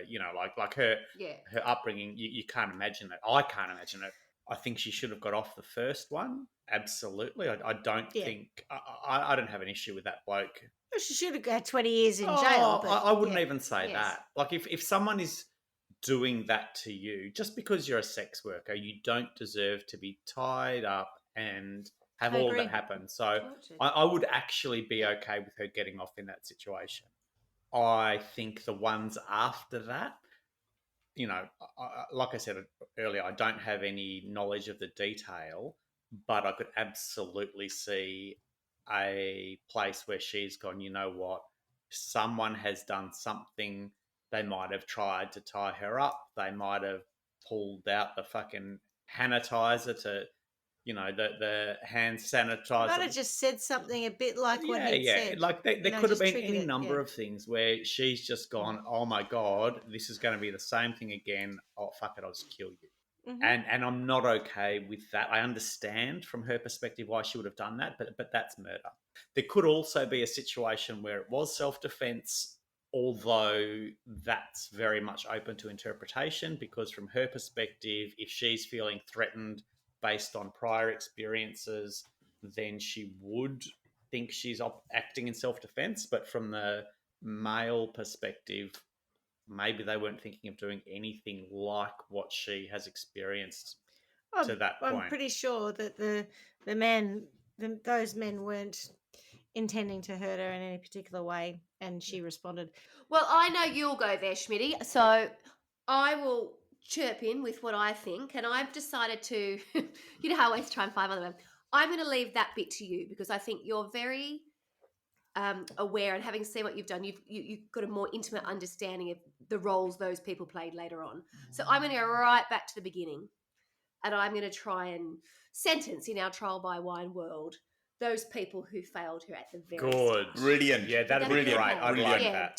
Okay, so I'm going to bring that focus back to the beginning, and I may get it slightly wrong, but the word that keeps coming back to me is degraded. That child was degraded from the very moment she was really conceived, I guess, in some ways. There was never an opportunity. There was never somebody who stood up for her. Don't say stood up for whore when we're talking about sex. I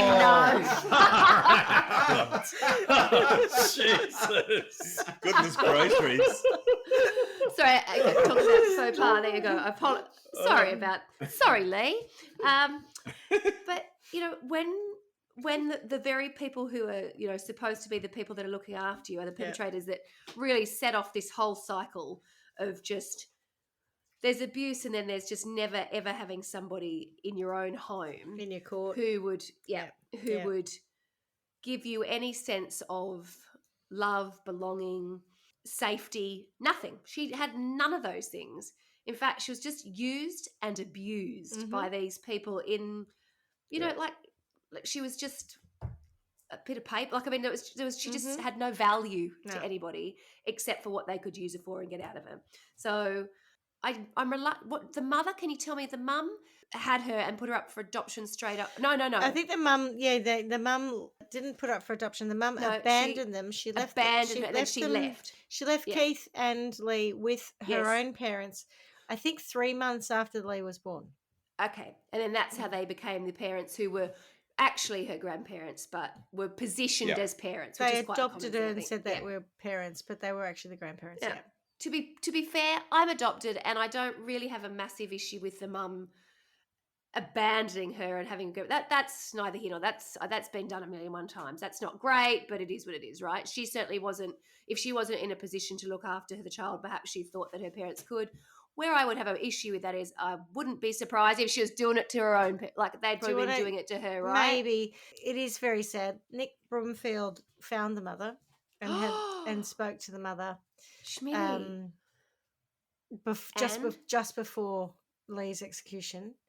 Yeah. And again, it's really conflicting. The mother was like, she was a crying baby. She was a difficult baby. She was not just a breech birth. She went on about how she came out wrong. She wasn't just a breech birth. She was some kind of. So it wasn't just feet first, or is it bum first? So it's even harder. She wasn't around the right way. Right. Yeah. And the mother was basically suggesting that she was probably problematic. Yeah, from word she was a go. monster from the beginning. Yeah, all right, problematic. Damaged in some way, do you think? Somehow, damaged, or in that birth.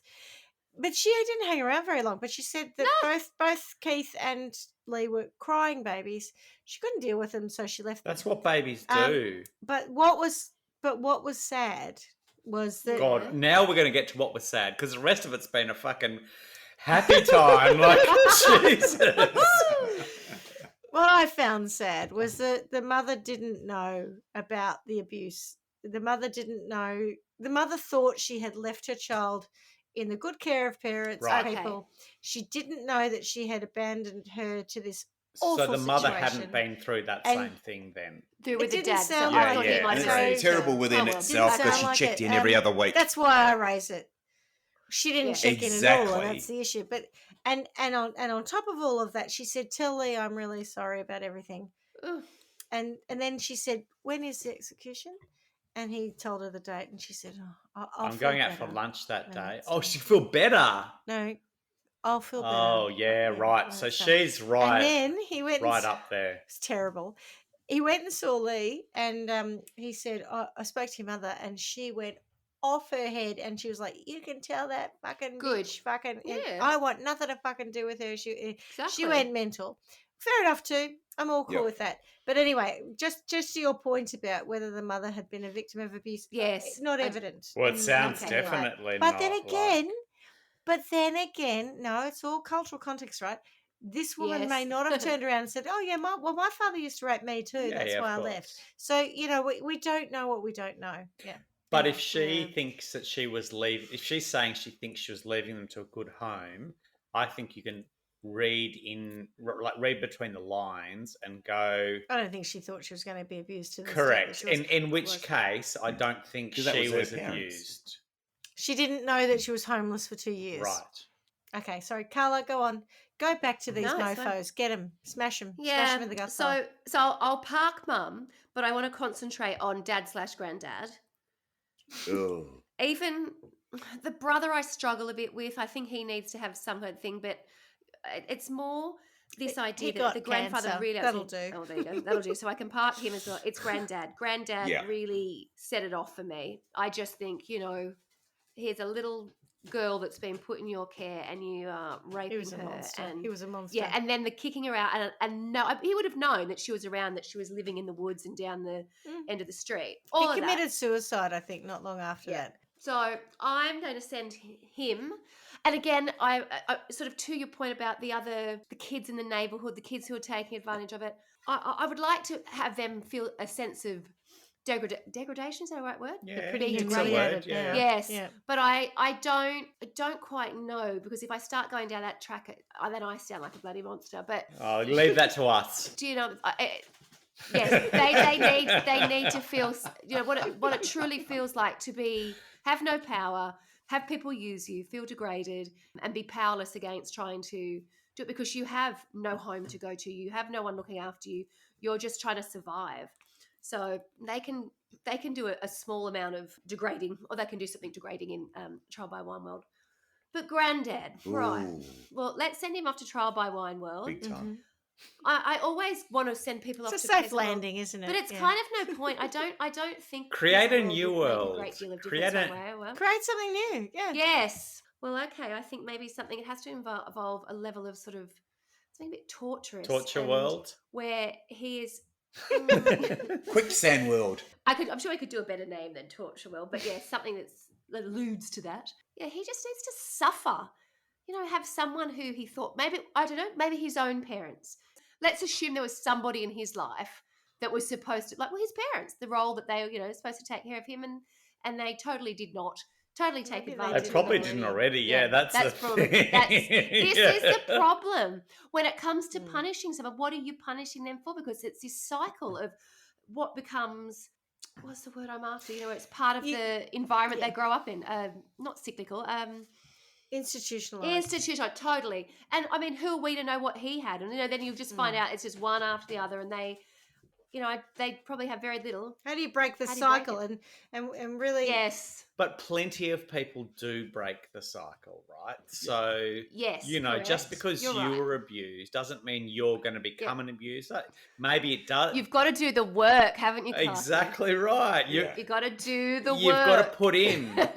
It's just, Yeah. sorry about that phrase. find That's your probably the truth and do wrong the work. phrase. Yeah. You don't have to put in. I hate the expression "do the work." I do the all work. these It's so now, leadership isn't things. it? It's very All this now. bullshit Do the leadership work. things. Do the work. And they're like, "We're doing the work here." I'm like, "We're filling out a fucking questionnaire. This is not doing the work." I got Oh, no, often but you see have to people think- say that they've done the work. I've No, but now you have done to the work think. on myself, so I know what's You happening. crazy so you've got to marketers. do the work. Yeah, you've got to do the work. Carla, I want to know, are you going to bring out the biggest bottle of rubbing Alcohol. Maybe it should be Oh, that's rubbing not a bad alcohol idea. world. That's going to be my punishment. So now I'm going to have to create sorry. a new No. one. I've got that's it. I've okay. got it. I've got it. I've No, got it. you can have that. It's What can I do? it's a water park, To do Granddad. right? It's a water park where the water is all rubbing alcohol, Yes. and everyone, And- all of them, all of the people that anyone who's listening to this thinks needs to go on a sentence has Yep. just little Get micro paper douched. cuts. No, little paper cuts. No.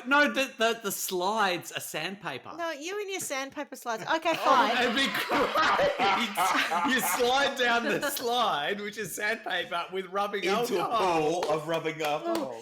And then Yes. as a treat afterwards, you get a few paper cuts, and then you go into the sauna, and the steam is rubbing alcohol as well. So that's all in your paper cuts, and it's just aggravated all the time. Sorry, Carla. What would you like to do? No, that's fine. Are we doing a collective on this one? 'Cause It's this like is a just collective, too much. isn't it? Yeah, That's yeah. fine. To collectively, yeah. That's all good for him. I just think he needs to feel pain, both physical and mental pain, because So I think we'll there's call it one trial aspect by of hurting slide. someone. This other part of our trial by wine world, trial by slide world. Yes. Oh, adventures with slide. rubbing alcohol. Oh, yeah. But I think sometimes that can change. It can be feces and all sorts of things, so you get infected. It doesn't have to be rubbing Oh, alcohol. they could just shoot. The yeah. jets could shoot out different things. Different things. Yeah. Well, we Yeah. we Oh, that need is to. It revolting. is revolting, but we need to brainstorm. And very There you go. degrading. So Okay. there you go. It worked quite nicely. Nice tie in there. Maybe just cross promo with, fecal matter. Oh, Polywaffle Goodness me. Oh, my Lord. Yeah, polymorph. Lucky they're not made anymore, or we'd be in trouble. Swanee, I feel like I cut you off when you were going the hack. We good? No. All right, so we've got a new theme water park. We're going to send in Not my water mind- park. I think it should be called not water park because Not water park. it's anything no but water. It's either feces or rubbing alcohol or all sorts of hydrochloric awful. acid. Oh God, all sorts of or awful just- things. And for my part, I do want to send the partner. I didn't go in. You're right. I didn't paint her as a villain, but I think she has responsibility, and I think for that I'm going to send her 2 days a week to not Waterworld. I love she gets it. part-time at Part-timer. not Waterworld. So was it 4 hours or? No, just 2 days a Yeah, week. they're full days or 4 part-time hours, hours. or- Schmidty, this is a very interesting turn of events. There have been a number of people that I'd like to punish, but not full time. I love this. I can do a part-time option. Some I'm going to put on job share. It's like, oh, I'm sorry, you're getting it, but you're only a part. This works for me beautifully. But you're going to get casual punishment.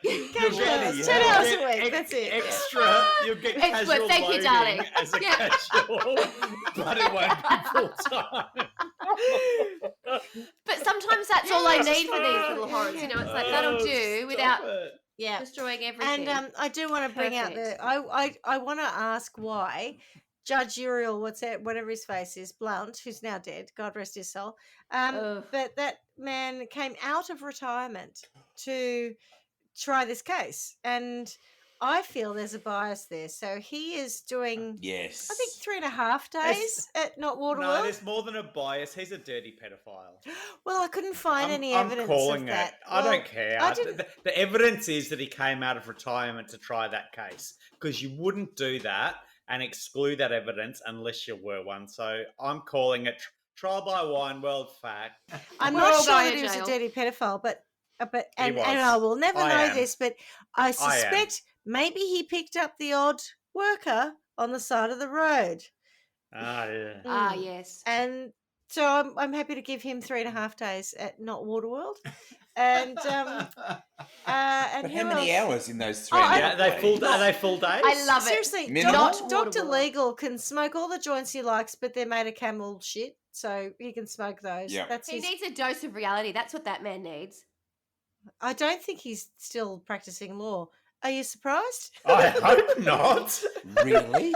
Do tell. Jesus. Now And he's as doctor for- surgery now. Yeah, no, he's a surgeon now. And as for Yeah, that's right. Arlene, the godbotherer, who has her horses and her she-wolves. Did you just use the term God botherer? Yeah, I've used it many an occasion. What? She Are bothers you shitting on God. your faith? No, I'm not. She's a God botherer. I've said before, I don't bother God. I leave him alone. But I this know you woman is a don't. God botherer, right? And as a result of being a God botherer, she can just live with her horses, maybe get trampled by them, and eaten Yeah. by her she-wolves. That'll do. Oh, Oh yeah, Oh. that's fair. Nice. That's fair. I'm tidy. a I fan like of hers. She was a useless lady. Anyway, that's me done. well done. I don't think I didn't actually get to sentence All right, go anyone. ahead. Go ahead. 'cause- Now the juices are flowing. Oh, the did you- not water is flowing now. Go ahead. Yeah. Yeah. No. So Not like, Waterworld I'm is really great. comfortable with Not Waterworld. I think Carla, Love it. you got the early life, and Schmidty, you got a lot of the ones from around After, that time. yeah. I just think I just Back want to in. go back to people like the judge who came out of retirement, Dr. Legal. Like, you need a bit of wheel brace and rubbing alcohol. I just think. A Oh, winning yeah, combo. like those people who have just, they wake up in the morning and go, I know I should represent this and I should do my job properly, but Mm. today I just can't be fucked. Won't And even so this ask- poor Oh, God. woman who is a Jen- husk of a person, Yep. like she's literally got nothing, Goes to death row. and Wouldn't so therefore even we're request not the even information from the first case to try the second one. Didn't even correct. ask for it. Didn't so care. so that they should go through Oh. all of what she's been through. Mm. Then maybe they could go, and there should be at the end of it a fucking questionnaire where they go, would you now do something differently? And if they say yes, then they probably should go to fucking Not Waterworld. And if they say no, well, they can just do the whole course again. And Exactly. also, I want to say again, I do think still she did the wrong thing. Oh, I don't 100%. know I whether- agree. 100%. Oh, I Yeah, see yeah. her She's as a a murderer. victim in some respects, but she killed 7 people. And by the way, she was Yeah. only Yeah, tried yeah. for 6 because they never found the body of the 7th, but she admitted to it. She Yeah, yeah. definitely killed them. I think there were mitigating factors on the first one. I think with the others, probably not. It wasn't Some just. people it are- was just not justifiable. You know, when you do I've done courses that are about dealing with aggression, and they say what is okay Why? in self-defense. They shush Why? Tony. Because Because of Tony's you, Tony. aggressive. For Because of you. work. and Stop pushing me, Tony. occupational violence. Actually, it was a course around how to deal with occupational violence. And in well, it's the sort of thing Wow. that sometimes we have to manage. Oh, when in you were the doing work- your sex work. No, in the work that I do. Anyway, When I was making soap, I used to have to deal with occupational violence all Anyway, the time. when you talk about occupational violence, there's a question that is raised, which is how much force can you use if someone's going to attack you? How much is adequate force to get out of the situation? And the answer is something along the lines of about the same amount of force as the person's using against you, Oh, rubbish. i.e., Fuck off. someone swears at you and yells at you, I can't pull a gun out and shoot them, right? Because that is Okay. that is I over think the the- top force. I'm so glad that you had to go to a course to learn that. Yeah, I Thank know, God. right? Yeah. Like, Or what the the fuck? example, I think the example was Is given, that I what we're can't pick teaching up a people? chair and beat someone with a chair if Not true. Schmidty, did Not anybody else do the true. course with you, or it's- you singled out? no, everyone who works in my area. And is it actually a course? Yeah, it is. Yeah. Is it It was, rehab? it was part of a contract. It was Shut part up. The Contract. point was If about someone How someone much sings violence- badly at an opera, how much fat do they need to have to make good soap? shut up. The point was what would I be legally, prosecuted for in a situation where I thought I was defending myself Yeah. and actually I used a chair and I brained someone with it, right?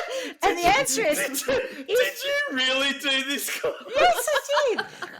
And the answer was if you used undue force, I mean, more force than was required to get yourself out of that situation, you could be prosecuted, was the point, right? So thank you very much for mocking me for the last 5 Oh, minutes. go and but get your notes. Well, We can no, look at no, them. no, What you not said. at all. Let's anyway, review your notes. I feel that perhaps she should have Wow. done In the the heat of the occupational moment. violence. No, she should have Perhaps. done the occupational violence course, and then If she would only know they that had have offered that. shooting someone 9 times because they looked Yeah. at you the wrong way is undue, force, and therefore you could be prosecuted for it. In my notes, I'd written it was a bit when I'm coming to sentencing a bit too murdery, and then I wrote it was also a bit too repetitive for me. It was like, yeah, it's like and another one, and another one, and another one. I think But- she definitely could have done you could definitely have done with your occupational violence course. That's for Yeah, sure. I agree. So maybe we send Lee to an occupational violence course before she goes. and kills Absolutely, all just these so she people. knows that she was not allowed to shoot someone 9 if they times. had I want- yelled at her rudely. I Or won- they said, I suck my wondered- dick, bitch. Yeah, no, Yeah. I'm not shooting you 9 times. That's my job. Yeah. I wondered about what. So the number of times she shot people, because I would have Yeah. thought, at some point you'd get to a point where you go, I know if I shoot them there and there and there, they're We're dead. done. Yeah. But there were there were 9, there were 4, there were Previous 6. experience funny you would should suggest say that I that. should be done about now. Yes. Yeah, Yes. Schmidty, can you tell me about that? Because clearly you know. No, I was thinking. No, I started laughing because you were incriminating me again. But what I was going to say is, it's You're incriminating yourself. funny you should say that because that first guy that she shot, I think between 4 and 6 times. But the pathology report said that he actually 5 times. died from 2 shots, only 2 of them, right?